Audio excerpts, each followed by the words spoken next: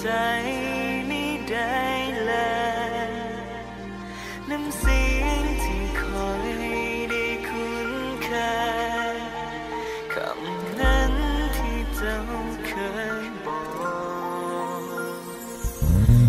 แล้วเมื่อเจ้าต้องลาไปไกลห่างกันจนสุดขอบฟ้าได้แต่นั่งคอยวันและเวลาที่เจ้านั้นจะกลับคืนมาแต่เวลาที่หลับตาก็ยังเห็นภาพนั้นอยู่เส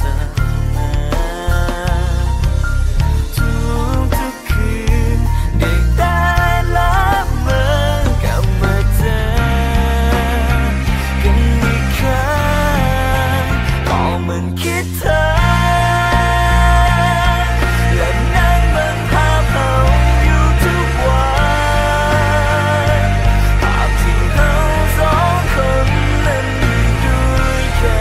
นเมื่อคิดถึงเรื่องวันนั้นมันก็เห็นให้น้ำตาไหลและยิ่งบอกต้องทนไปอีกก่อนจะเท่าใดกว่าความเหงาในหัวใจนั้นจะลงและเลือนไปจากวันนั้นที่เธอไปบอกตัวเองต้องคอยจนทั้งวันที่เธอกลับมา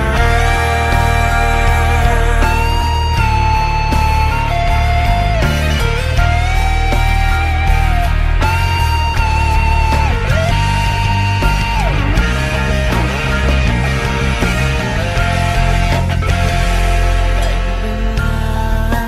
ที่หลับตาก็ยังเห็นภาพนั้นอยู่เสมอทุกคืนได้แต่ละ